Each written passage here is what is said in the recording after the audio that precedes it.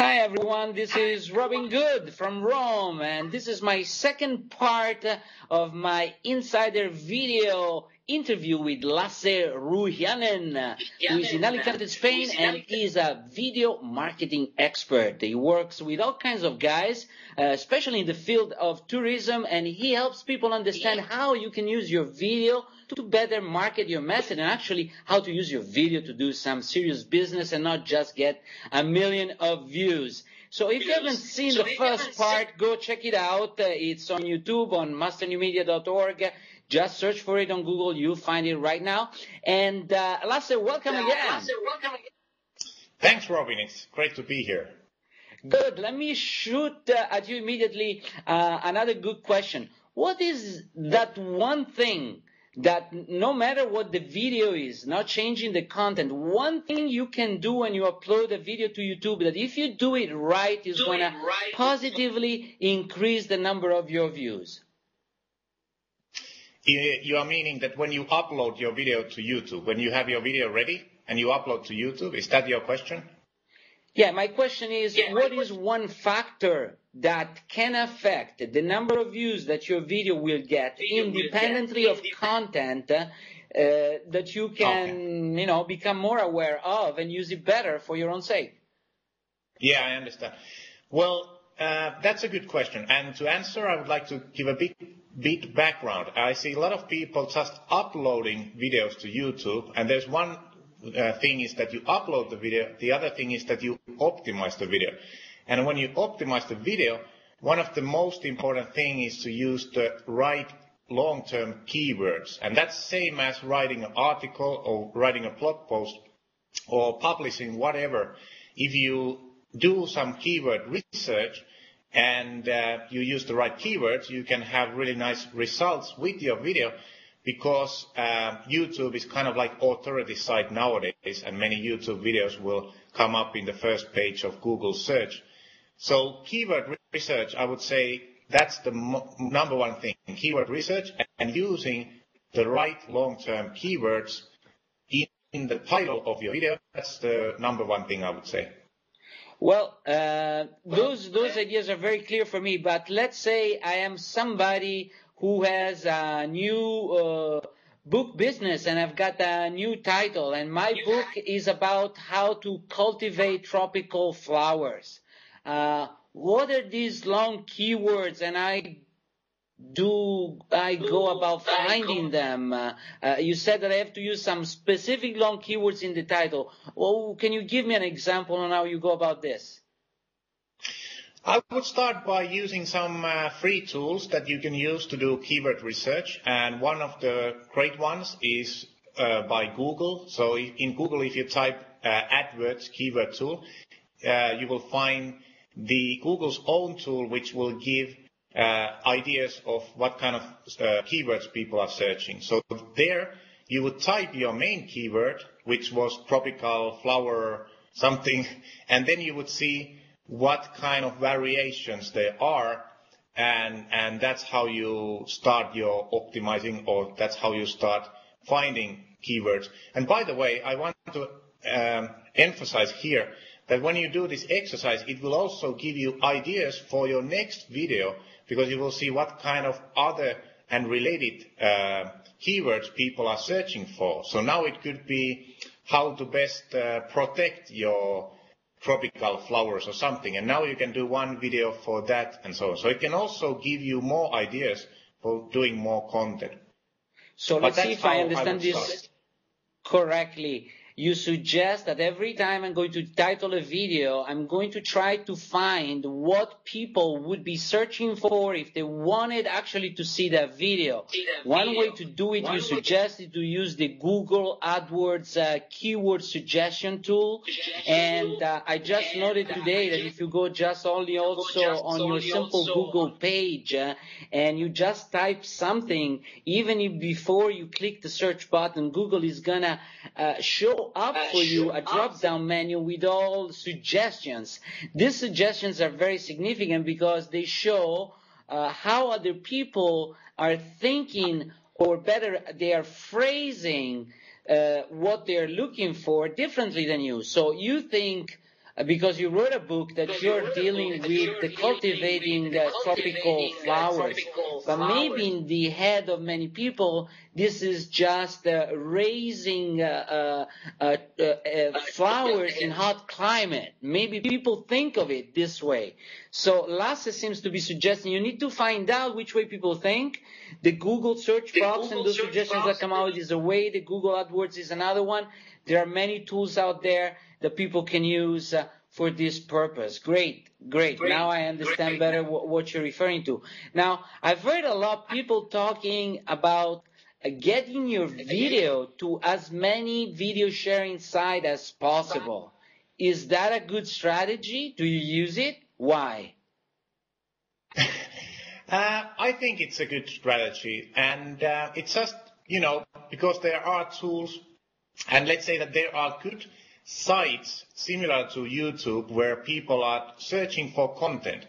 So my answer would be that if your video is good, there's a good reason to share it. It's kind of like if you have a good article which is added value to people, you want to share it as many people as possible. And in addition to YouTube, there's great video search engines and video sharing sites. So I would definitely share it and upload to those sites. But you have to have a good quality video. So if you are just doing a chunk or something that doesn't make sense or add value, then of course, there's no meaning. So that's why the importance of doing like a good video is good. But yeah, I would say that's a really important thing. And it's also for you to understand that, YouTube is a great place, but it's not the only place. There's like 20 really good or 25 really good sites, and those can also rank in Google, and those also have their own traffic and their own users that are looking for your content. So I would definitely use them. Okay, that matches pretty much my general feelings, but as I've been thinking about this, I've realized that, first of all, Google evidently does a lot of advantage to video results that are inside YouTube and Google Video. They will not bring up results from other video sharing sites if they have that stuff. So if you now go and upload your video to 25 different sites with the same title and metadata, that is, same tags and same descriptions, you're actually replicating your content over the place. So to me, and this is just my reasoning in the last 48 hours, it would be a really good feature, and I wrote this in the New Media Predictions you were wondering about, which I'm going to publish this Wednesday, part 1, that these services are going to provide a feature whereby you can modify for each individual service at least the title, if not the description and the tag, so that you can differentiate and broaden up the number of hooks from which people can actually find your content, because you may use your main keywords on YouTube, but then some other people may use those other different keywords, and so you're stuck. I mean, you get 20 videos all with the same label. So a good innovation would be, for me, going that way. What do you think? I think that's fantastic. Sometimes I do that manually. So I go to those sites that I have uploaded the video and I change it there after uploading it. But yeah, I mean, if there would be that kind of service, that would be fantastic, because you could even optimize your video in all the sites much better. So I really agree 100%. Okay, great. Let's talk more a little bit about these black hat tactics, or these black hat means, not really official orthodox approaches to marketing, but sometimes tricky, underground, not very well known, sometimes borderline approaches. I don't use any of this normally, but I like to learn, experiment, and find out if and how they work. For example, I see that some of the other video publishers out there who get a lot of subscribers to their channel seem to be using some kind of software that goes out and makes them subscribers to other people's channels over and over again. So they appear to becoming friends of you. So you feel, oh, that's nice. Robin Good has come to become my friend. Let me subscribe to his channel. And so you get lots of subscribers, and then these people get, I would guess, some emails, notifications of your videos. And so over time you should get more. Does that happen in your opinion? And is that okay? Should people do that? Does it work well? I haven't used those kind of programs, but I can see that many people are using them with success. But however, I don't think that they are necessary. I think that you can find YouTube is a great place where there's a lot of other professionals, and you can build relationship by really finding out who are those people and adding them manually. So I like to do it that way, and so I'm not that excited of those kind of programs. However, I know that some people have a lot of success with them and so on. However, I would like to highlight that as the time goes on, for most of us, building our subscribers in YouTube is really important. It's kind of like building your email list or building any other list. So for that, I would recommend also using the annotations feature in YouTube, where they let you write any kind of annotation in your video, and you would put a video in your video just giving people and saying them that remember to subscribe my channel if you like this video. That's a really cool way to do it, I would say. So that would be my recommendation there. Great suggestion, Lasse. I appreciate that. So put on your notification overlay on your video, remembering not only your site and URL, but also to subscribe to your channel. Great stuff. What about video compression and encoding? I mean, what's your secret recipe to get the best quality video out there? Well, my secret recipe is just following your blog and following what you advise. But to say, what I'm, teaching people and mentoring people with video marketing, number one problem or challenge for most people is producing videos. So that's big thing. And even though they have done 3 or 5 videos, my next goal is to get them to do 10 or 20 or 50 videos, because then is really when they start to get results. So that's why in my seminars or workshop, I focus mostly on how to find topics for your videos and what to say on the videos and those kind of things. And I really don't talk that much about codec and the right format and so on. However, it's important, and maybe we can mention now that, like many people know, YouTube is, you can upload high definition video, which is really, really interesting. But so YouTube is normally allows many different formats. And for me, what seems to be best is the MP4 file format seems to be really good for uploading videos and so on. So that's the thing there. So I would say that kind of technical thing is really good to know when you are already doing a lot of videos. But the first thing you need to know is to get right action plan and get ideas for doing videos, and above all, to do a lot of videos, because each video you will learn and improve. So that's so important. But yeah, so MP4 would be my selection, and maybe you have much more to add in that topic there. But as I learned from you, that will be in a separate video. Find out everything about how to encode your video for YouTube. You need to Google that one separately to get my video on that one. Last but not least, a difficult question, but one that, people who want to learn are going to ask anytime. And that is, come on, Lasse, give me 1 or 2 guys you look on YouTube to get some inspiration and ideas on how to do good video. Come on.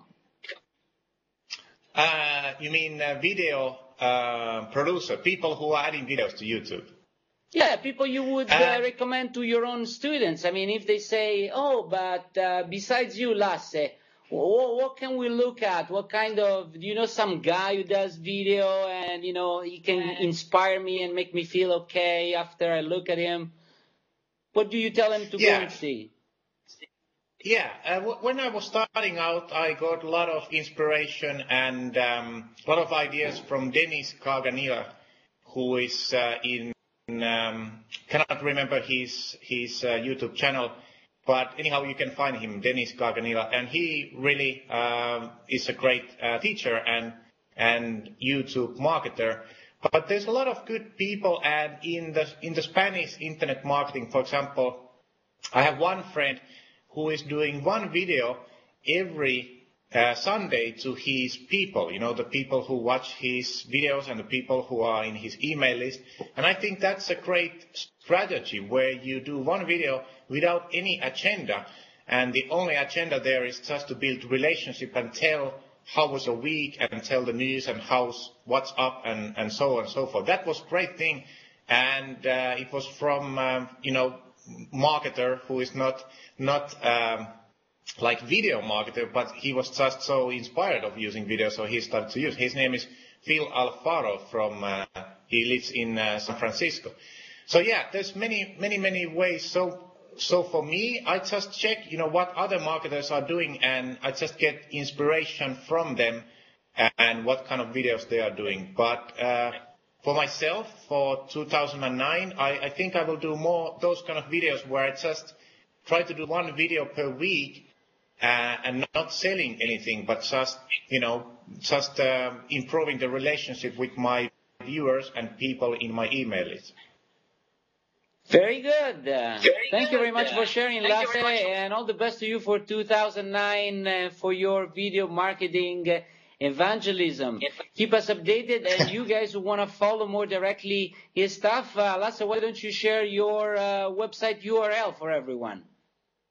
Yeah, so my website in English language is powerfulvideomarketing.com. So it's powerfulvideomarketing.com. And like Robin said, I also do stuff in the Spanish market. But for this interview, I think powerfulvideomarketing.com is the good one to go to. Can the Latino readers find from Powerful Video Marketing? Okay, we can say for the Latino viewers, they can go to marketingconvideo.com, marketingconvideo.com. So that's for people, Spanish people, yes. Spanish speaking. All right, thanks a lot, Lasse, and have a great day. Much appreciated indeed. Look forward to another one soon. Thanks, Robin. Ciao, ciao. Hasta luego. Ciao. Hasta luego.